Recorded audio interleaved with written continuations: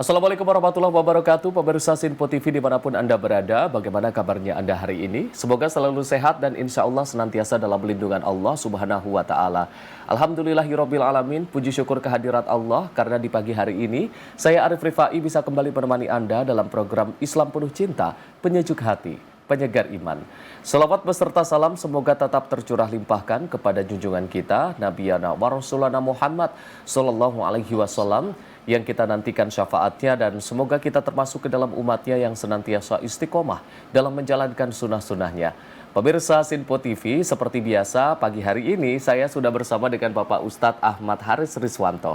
Assalamualaikum Pak Ustadz. Waalaikumsalam warahmatullahi wabarakatuh. Sehat ya Pak Ustadz ya? Alhamdulillah sehat selalu. Mas Arif bagaimana? Alhamdulillah sehat juga Pak Ustadz. Baik Pak Ustadz dan juga pemirsa, hari ini kita akan membahas tema terkait dengan manisnya iman. Kita akan bahas dalam Islam Penuh Cinta, Penyejuk Hati, Penyegar Iman.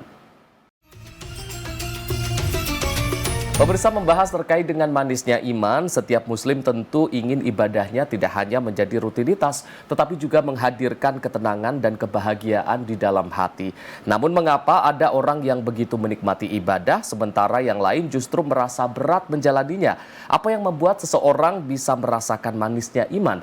Dan itulah yang akan kita bahas pada hari ini, yang akan langsung dibahas dan juga dijelaskan oleh Bapak Ustadz Ahmad Haris Riswanto. Kami persilakan Pak Ustadz. Baik. Assalamualaikum warahmatullahi wabarakatuh. Waalaikumsalam warahmatullahi wabarakatuh. Alhamdulillahilladzi an'ama alaina bi ni'matil imani wal islam.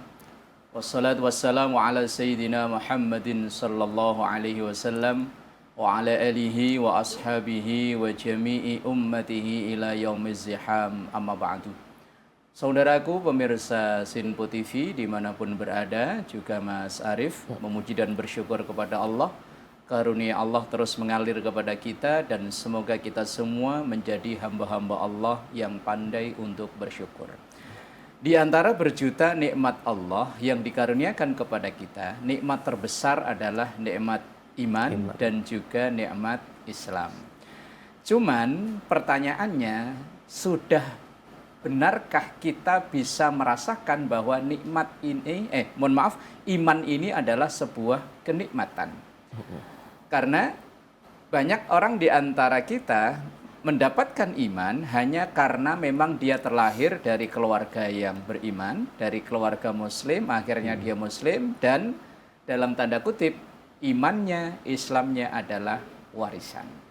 Tetapi banyak orang yang untuk memperoleh keimanan, untuk memperoleh keislaman itu melalui perjuangan.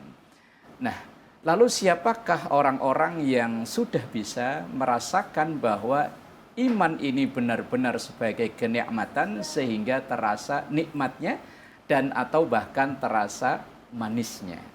Orang yang sudah bisa merasakan manisnya iman, maka orang ini menemukan kebahagiaan, menemukan kenikmatan, menemukan ketenangan saat menjalani ketaatan kepada Allah Subhanahu wa Ta'ala. Ketaatan itu bisa berupa saat ia menjalani perintah atau saat ia menjauhi larangan Allah Subhanahu wa Ta'ala. Dalam satu hadis yang diriwayatkan oleh Imam Bukhari Muslim, Rasulullah Shallallahu Alaihi Wasallam sampaikan begini: Salasun man kunna fihi wajada bihinna halawatal iman. Ada 3 sebab orang itu bisa merasakan nikmatnya iman. Iman itu akan terasa nikmat saat ia menjalani taat pada Allah, baik menjalani perintah atau menjauhi larangan, ketika 3 hal ini ada di orang tersebut. Apa itu? Yang pertama, man kana Allah wa rasuluhu ahabba ilaihi mimma siwahuma. Ketika orang itu sudah bisa menempatkan kecintaan kepada Allah dan Rasulnya melebihi kecintaan kepada selainnya.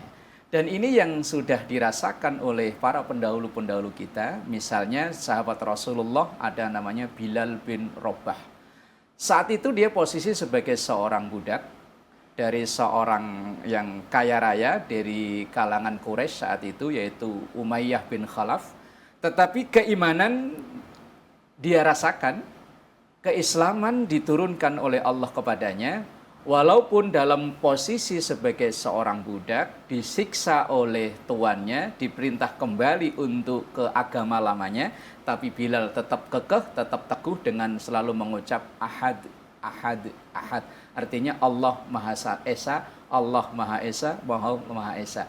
Walaupun dalam intimidasi secara fisik disiksa seperti itu, tetapi karena iman sudah bisa dirasakan nikmatnya, maka Bilal tidak merasakan sakit sedikit pun saat disisa fisiknya. Karena dalam dirinya udah ada kecintaan kepada Allah dan Rasulnya melebihi kecintaan kepada yang selainnya. Kemudian para sahabat yang ikut terlibat dalam peperangan Badar misalnya. Walaupun mereka tahu hitung-hitungan di atas kertas nggak mungkin menang melawan orang Quraisy saat itu. Wong jumlahnya sepertiga. Sementara orang Quraisy banyak pasukan terlatih, persenjataan lengkap, persiapan matang. Sementara dari pihak Muslim, pasukan seadanya, persenjataan seadanya, dan bukan orang terlatih. Di atas hitungan kertas gak mungkin menang. Tetapi karena dilandasi dengan kecintaan kepada Allah dan Rasulnya melebihi kecintaan bahkan kepada dirinya, maka semangat berkobar, manisnya iman bisa dirasakan. Dan mungkin juga yang dirasakan oleh para pendahulu kita yang memperjuangkan kemerdekaan bangsa ini, karena kebetulan yang datang menjajah dulu berbeda agama, kemudian yang kita, para pahlawan kita yang beragama seperti kita, mempertahankan negaranya, mempertahankan agamanya, maka rela menyerahkan nyawanya karena memang sudah merasakan manisnya iman, yaitu dengan kecintaan pada Allah dan Rasulnya melebihi kecintaan kepada selainnya. Kemudian yang kedua, dalam hadis ini adalah ayyuhibbal mar'a la yuhibbuhu illallah. Seseorang yang cinta kepada saudaranya, kecintaan itu dilandasi karena Allah Subhanahu wa taala. Kalau memang dia bersama itu bisa mendatangkan kedekatan dirinya kepada Allah, maka ia terus melanjutkan kebersamaannya itu. Tapi kalau bersama justru malah makin menjauhkan dirinya dengan Allah, maka ia memilih berpisah. Berpisah bukan berarti dia memusuhi saudaranya, ia musuhi, tidak. Tetapi menjaga dirinya agar ketaatan dalam beragamanya ini terjaga. Karena ada satu hadis Rasulullah Sallallahu Alaihi Wasallam, almaru ala dini khalilihi. Seseorang dalam menjalani keagamaan itu sangat dipengaruhi oleh teman dan lingkungannya. Ada orang yang dari kampung halaman mungkin anak santri, nurut sama orang tua, tapi begitu ia mungkin merantau, tinggal di perkotaan dan salah gaul, itu ketaatan kepada agamanya, ketaatan kepada orang tuanya bisa bubar. Atau sebaliknya, mungkin di kampung halamannya itu dia tinggal di lingkungan yang sangat tidak agamis. Tapi alhamdulillah begitu merantau, indilah kebetulan ketemu dengan pergaulan yang baik, ia akan bisa berubah menjadi baik. Maka almaru ala dini khalilihi. Dan orang yang sudah bisa merasakan manisnya iman, itu adalah orang yang bisa mencintai karena Allah, membenci juga karena Allah, bukan karena yang lainnya. Kemudian yang ketiga, ayyakuna, seseorang itu ayyata'adzadal kufra ba'da an anqadhahu. Orang yang tidak mau untuk kembali ke dalam kekafiran seperti takutnya ia akan dimasukkan ke dalam nerakanya Allah. Maksudnya begini. Orang yang dalam dirinya ada rasa takut kepada Allah luar biasa, mengalahkan ketakutan kepada yang lain, seperti kasus Bilal bin Rabah itu, takutnya kepada Allah mengalahkan takutnya kepada tuannya, maka walaupun disiksa secara fisik, ia tetap bisa mempertahankan imannya dan bahkan bisa merasakan manisnya iman. Seperti juga kisah-kisah yang lain mungkin banyak kita jumpai, seperti sahabat Rasulullah Ammar bin Yasir yang disiksa, dan juga sahabat-sahabat yang lain ketika awal-awal masuknya Islam diintimidasi, disiksa dan diancam dan lain sebagainya, tapi tetap mereka teguh dalam keimanannya, karena memang mereka yang bertahan seperti ini sudah bisa merasakan manisnya iman. Lalu adakah ciri khusus orang yang sudah bisa merasakan manisnya iman? Yang pertama yaitu orang yang sudah merasakan nikmat dalam beribadah. Ibadah apapun yang ia lakukan, ia menemukan kenikmatan sendiri. Dan ini yang kadang dibahasakan menjadi bahasa ikhlas. Orang yang ketika sholat sudah bisa menemukan kenikmatan dalam sholatnya. Ketika puasa ia sudah bisa menemukan kenikmatan dalam puasa. Atau bahkan ketika ia berbagi dari sebagian rezeki yang ia dapat, mungkin mulai kerjaannya, mulai dari dagangannya, dari bisnisnya, kemudian dari sebagian itu sekian persen ia donasikan untuk saudara-saudaranya, dan ia bisa merasakan kenikmatan itu. Inilah tanda orang yang sudah bisa menikmati manisnya iman. Ini ciri yang kedua. Yang pertama. Yang kedua, orang yang ridho dengan ketentuan Allah Subhanahu wa Ta'ala. Bahkan bahwa yang ditentukan oleh Allah kepada kita semua ini, orang-orang yang sudah merasakan manisnya iman, apakah itu terlihat manis, terlihat pahit, terlihat menyenangkan atau menyedihkan, bagi orang yang sudah dalam posisi ini semuanya menjadi manis, semuanya menjadi indah. Nabiullah Ayyub alaihissalam ketika diuji oleh Allah, ditakdir oleh Allah sakit kurang lebih 18 tahun. Tapi sedetik pun beliau nggak pernah mengeluh sedikit pun. Karena memang sudah yang ditentukan oleh Allah, ketentuan Allah atau berupa takdir adalah kenikmatan yang luar biasa. Kemudian yang ketiga, orang yang sudah bisa merasakan manisnya iman itu orang yang hatinya mudah tersentuh. Hatinya mudah tersentuh, terketuk oleh kejadian-kejadian yang ada di lingkungannya. Hatinya tidak keras membatu. Ketika dinasihati mudah menerima nasihat. Ketika melihat kejadian tentu ia mudah untuk mengambil takbir dan ibarat untuk pelajaran dalam kehidupannya. Ini diantara tanda-tanda orang yang sudah bisa merasakan manisnya iman. Dan mungkin untuk bagaimana cara memperolehnya, terus terkadang kenapa orang itu sekian puluh tahun beribadah kok belum bisa merasakan manisnya iman, insya Allah nanti disambung di segmen berikutnya. Wallahu a'lam. Bisa. Baik, kita nanti akan lanjutkan lagi pembahasan dan juga obrolan kita terkait dengan manisnya iman. Usai jeda Pak Ustadz dan juga pemirsa, usai jeda kita akan kembali lagi. Tetaplah bersama kami di Islam Penuh Cinta, penyejuk hati, penyegar iman.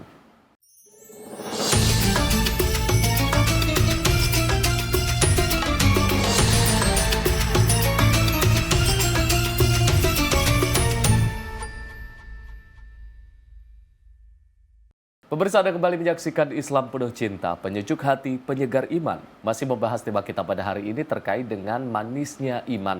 Tadi Pak Ustadz sudah menjelaskan terkait dengan perihal manisnya iman ini.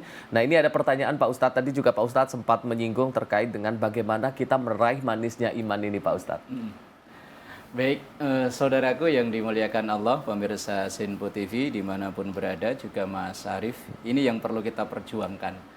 Bagaimana kita sebagai seorang mukmin, sebagai seorang muslim ini benar-benar bisa merasakan kenikmatan atau manisnya iman yang dikaruniakan oleh Allah kepada diri kita.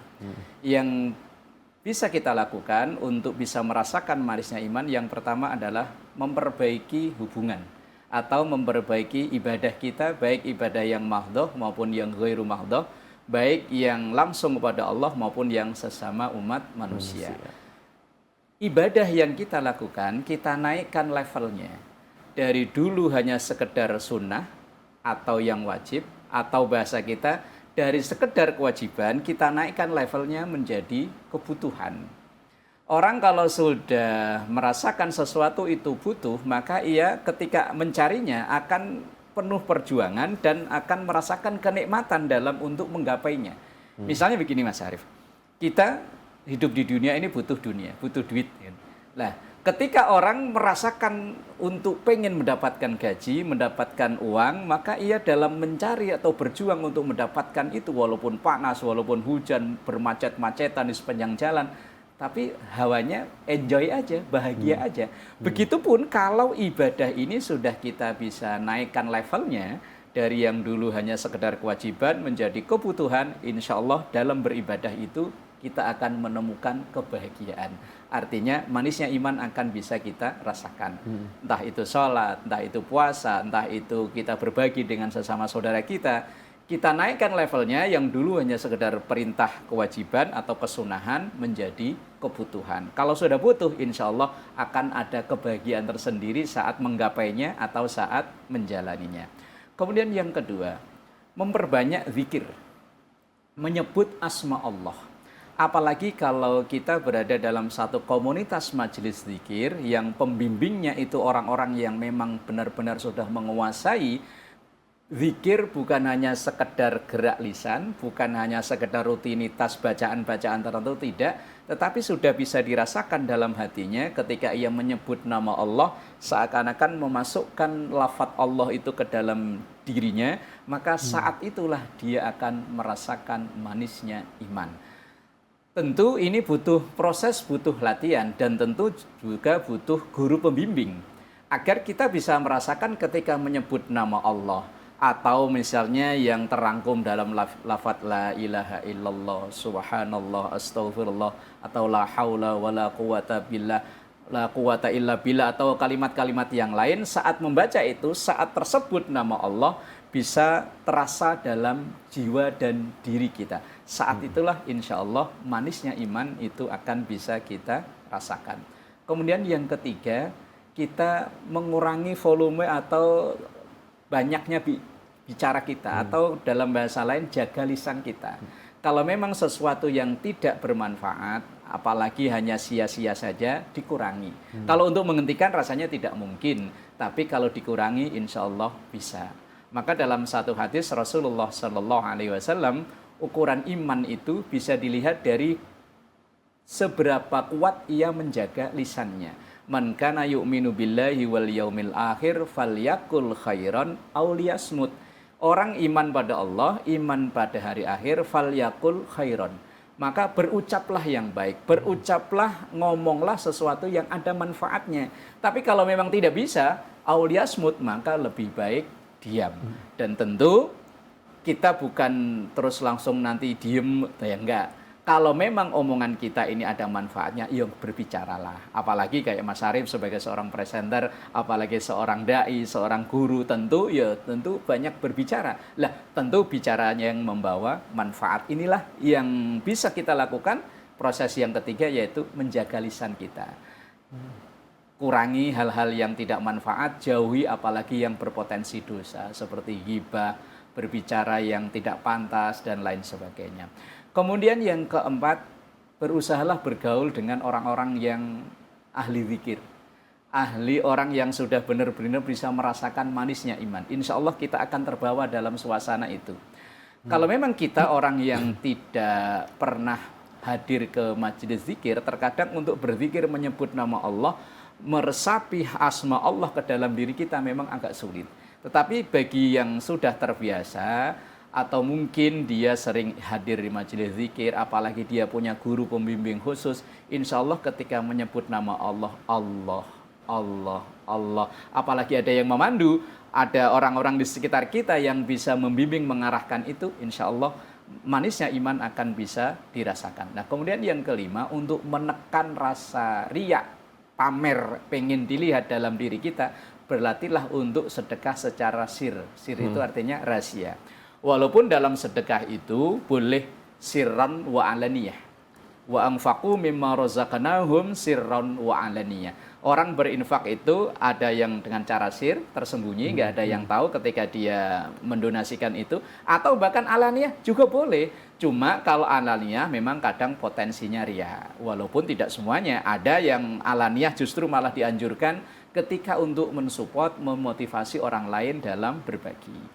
Tetapi untuk menekan rasa riya itu, menekan pamer, menekan sum'ah, dan lain sebagainya, itu kita berlatih ketika memberi itu tidak ada yang mengetahui, atau sir itu tadi. Kemudian ini beberapa langkah mungkin yang bisa kita lakukan agar kita ini bisa merasakan manisnya iman. Wallahu a'lam. Bisa begitu kira-kira Mas. Baik, itu tadi cara-cara agar kita bisa meraih manisnya iman. Pak Ustadz, tapi kadang ada orang yang memang sudah rajin beribadah, sholatnya rajin, puasanya rajin, zakatnya rajin, tapi untuk bisa mencapai manisnya iman itu masih masih belum bisa itu Pak Ustadz. Jadi ya udah kita rajin sholat tapi belum bisa merasakan itu Hanya seperti sekedar apa. rutinitas saja Iya, gitu ya. itu seperti apa Pak Ustadz? Memang ini banyak dirasakan oleh kita, Mas Harif. Orang menjalani ibadah itu hanya seakan-akan kayak terjebak pada rutinitas ritual belaka.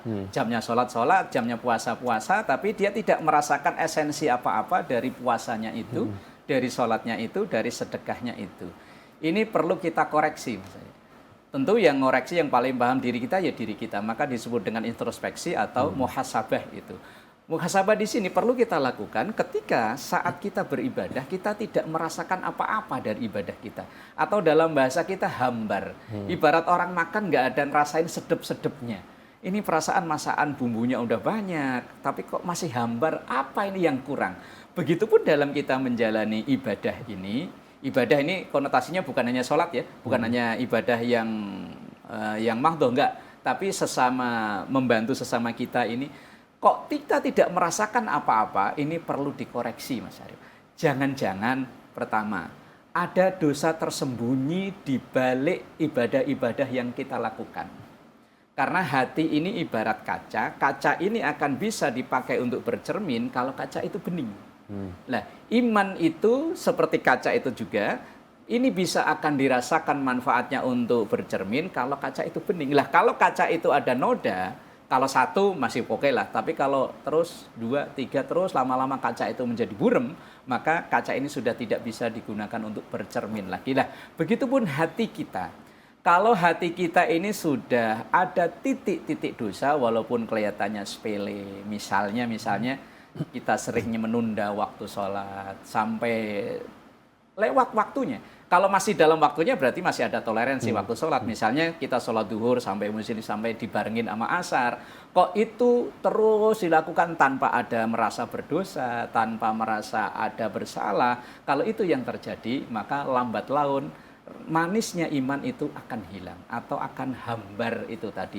Walaupun dia ibadahnya rajin luar biasa, tetapi esensi dari ibadah itu belum bisa dia rasakan. Mungkin pertama ada terselip dosa yang dilakukan saat ia menjalani ibadah.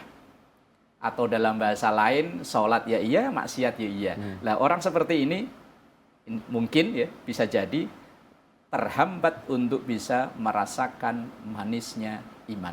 Kemudian yang kedua, lingkungan sangat mendukung, Mas. Lingkungan. Kalau memang lingkungan kita ini menjauhkan kita dari bisa menikmati nikmatnya ibadah, ya kita kurangi bergaulnya. Tapi sebaliknya, kita lingkungan itu membawa kita menjadi orang yang lebih baik, terutama dalam bisa merasakan esensi dari ibadah, lingkungan yang ini yang kita pertahan. Walaupun begitu ya kita tidak boleh langsung menjauhi orang-orang itu, karena kita ada misi dakwah untuk mendakwahkan agama ini kepada mereka. Kalau bukan kita ya siapa lagi yang mendakwahkan? Kalau kita menjauhi mereka ya makin jauh. Tetapi kita batasi, kita kurangi volume kebersamaannya kalau memang lingkungan itu tidak mendukung. Kemudian bisa jadi orang itu banyak menyia-nyiakan waktu yang ada. Seperti misalnya tadi saya katakan orang yang sebetulnya ada waktu luang dia untuk sholat. Dia tidak ada kerjaan apa-apa, nggak ada tugas apa-apa, tapi entar ah. Sampai waktunya habis, kok itu terus dilakukan. Menunda-nunda pekerjaan yang lain, kok terus itu dilakukan, membuang-buang waktu, berarti membuang-buang kesempatan yang diberikan oleh Allah, maka nikmatnya iman itu sudah sulit untuk dirasakan kembali. Maka nasihat dari sahabat Abdullah bin Umar, beliau mengatakan begini, فَإِذَا أَمْسَيْتَ فَلَا تَنْتَظِرِ الصَّبَحَ وَإِذَا أَصْبَحْتَ فَلَا تَنْتَظِرِ الْمَسَاءَ. Kalau memang ada satu pekerjaan bisa dilakukan waktu pagi, jangan tunggu sampai sore hari. Kalau ada pekerjaan bisa diselesaikan sore hari, jangan tunggu datangnya pagi. Karena orang yang sering membuang-buang waktu, padahal waktu ini nikmat dari Allah, ini karunia dari Allah, orang yang sering menyia-nyiakan karunia Allah inilah orang yang tidak bisa merasakan nikmatnya iman. Jadi kalau boleh disimpulkan, yang bisa menghalangi kita mendapatkan manisnya iman yaitu ada dosa yang mungkin tersembunyi. Kemudian lingkungan kita yang kurang mendukung dan juga banyak waktu yang terbuang. Atau bahkan bisa ditambahkan jauh dari tuntunan Al-Quran. Wallahu a'lam Bisawab. bisawab. Masya Allah. Terima kasih Pak Ustadz atas penjelasannya tadi terkait dengan kita perlu untuk muhasabah diri apakah ibadah-ibadah yang kita lakukan selama ini memang sudah karena Allah atau hanya karena rutinitas. Dan semoga kita bisa meraih nikmatnya ataupun manisnya iman tersebut. Pemirsa, terima kasih untuk Anda yang sudah menyaksikan kami dari awal hingga akhir. Saya Arif Rifai mewakili seluruh kru yang bertugas. Mohon maaf apabila ada kesalahan. Billahi taufiq wal hidayah. Wassalamualaikum warahmatullahi wabarakatuh. Astaghfirullahaladzim laqal ma'bud ya dzal jalali wal ikram. Rabbana atina fid dunya hasanah wa fil akhirati hasanah wa qina adzabannar. Sallallahu ala sayyidina Muhammad walhamdulillahi rabbil alamin. Wassalamualaikum warahmatullahi wabarakatuh. Waalaikumsalam warahmatullahi wabarakatuh.